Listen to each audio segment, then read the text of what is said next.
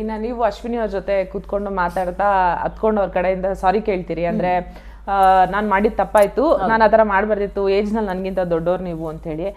ಯಾವ ಕಾರಣಕ್ಕೆ ನಿಮ್ಗೆ ಹಂಗೆ ಅನಿಸ್ತು ಅಂತ? ಯಾಕಂದರೆ ಚೈತ್ರ ಅವ್ರು ಏನಾದರೂ ಒಂದು ಡಿಸಿಷನ್ ತೊಗೊಂಡ್ರೆ ಅದಕ್ಕೆ ಬದ್ಧವಾಗಿರ್ತಾರೆ. ಆ್ಯಂಡ್ ನಾನು ಏನಕ್ಕೆ ಮಾಡಿದೆ, ಯಾವ ಕಾರಣಕ್ಕೆ ಮಾಡಿದೆ ಅನ್ನೋದನ್ನ ಕ್ಲಾರಿಟಿ ನಿಮಗೆ ತುಂಬ ಚೆನ್ನಾಗಿರುತ್ತೆ. ಬಟ್ ನೀವು ಹೋಗ್ಬಿಟ್ಟು ಅಶ್ವಿನಿ ಹತ್ರ ಸಾರಿ ಕೇಳ್ತೀರಿ ಆ್ಯಂಡ್ ಅವರು ಕೂಡ ಅದನ್ನೆಲ್ಲ ಮನಸ್ಸಲ್ಲಿ ಇಟ್ಕೊಂಡೆ ಕ್ಷಮಿಸ್ತಾರೆ. ನಿಮ್ಗೆ ಯಾಕೆ ಹಂಗೆ ಅನಿಸ್ತು ಅಂತ? ರೀಸನ್ ಒಂದಂದ್ರೆ ಅದು ಎಂಜಲು ಉಗುಳು ಅಂತ ಒಂದು ಇಶ್ಯೂ ಬರ್ತಲ್ಲ, ಅವ್ರು ನನಗೆ ಹಿಂಗೆ ನೀವು ನೋಡಿರ್ತೀರ, ಅವ್ರು ನನ್ನ ಕೈನ ಹಿಂಗೆ ಇಟ್ಕೊಂಡು ಇದು ಮಾಡ್ತಾರೆ, ನನ್ನ ಮೇಲೆ ಕಿರ್ಚ್ತಾರೆ. ಕಿರ್ಚೋವಾಗ ಅವ್ರ ಎಂಜಲ್ ನನ್ನ ಬಾಯೊಳಗಡೆ ಬೀಳುತ್ತೆ. ಸೊ ಆ ಕೋಪಕ್ಕೆ ನಾನು ಅವ್ರಿಗೆ ಎಗೇನ್ ಹೋಗಿದ್ದೀನಿ. ಬಟ್ ಆಮೇಲೆ ಕೂತ್ಕೊಂಡು ನಂಗೆ ಯೋಚನೆ ಮಾಡಿ ಅವ್ರು ಇಂಟೆನ್ಷನಲ್ ಮಾಡಿದ್ದಲ್ಲ, ಅವ್ರು ನನಗೆ ಬೈಯೋ ಬರದಲ್ಲಿ, ಅವ್ರು ನನ್ನ ಸೋಲ್ಸೋ ಬರದಲ್ಲಿ ಅವ್ರು ಮಾತಾಡೋವಾಗ ಎಂಜಲ್ ಬಿದ್ದಿದ್ದು. ಬಟ್ ನಾನು ಅವ್ರಿಗೆ ವಾಪಸ್ಸು ಉಗ್ದಿದ್ದು ಅದು ಸರಿಯಲ್ಲ ಅಂತ ನನಗೆ ಅನ್ನಿಸ್ತು. ಮನುಷ್ಯ ಕೋಪ ಬಂದಾಗ ತಪ್ಪು ಮಾಡೇ ಮಾಡ್ತಾನೆ, ಅದನ್ನು ತಿದ್ಕೊಂಡು ಹೋಗ್ಲಿಲ್ಲ ಅಂದ್ರೆ ನಾವು ಮನುಷ್ಯರಾಗಕ್ಕೆ ಆಗಲ್ಲ.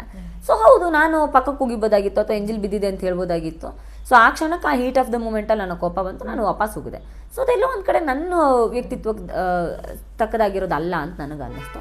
ಹಾಗಾಗಿ ಸಾರಿ ಕೇಳಿದೆ. ಮತ್ತು ಮನುಷ್ಯ ಸಾರಿ ಕೇಳೋದನ್ನ ಚಿಕ್ಕವನಾಗಲ್ಲ. ಸೊ ನನಗೆ ಅದು ತಪ್ಪು ಅಂತ ಅನ್ಸುತ್ತೆ, ನಾನು ಸಾರಿ ಕೇಳ್ತೀನಿ. ಅದಕ್ಕೆ ಮತ್ತು ಅದರಿಂದ ಏನೇ ಎಫೆಕ್ಟ್ ಆದರೂ ಕೂಡ ಅದನ್ನು ಫೇಸ್ ಮಾಡೋಕ್ಕೆ ನಾನು ರೆಡಿ ಇರಬೇಕು. ನಾನು ರೆಡಿ ಇದ್ದೀನಿ, ನಾನು ಅದನ್ನೇ ಅವ್ರಿಗೆ ಹೇಳಿದೆ. ಅದರಿಂದ ಏನು ಎಫೆಕ್ಟ್ ಆದರೂ ನಾನು ಅದನ್ನು ಫೇಸ್ ಮಾಡೋಕ್ಕೆ ರೆಡಿ ಇದ್ದೀನಿ, ನಂಗೆ ಅದರಲ್ಲೇನೂ ಬೇಜಾರಿಲ್ಲ.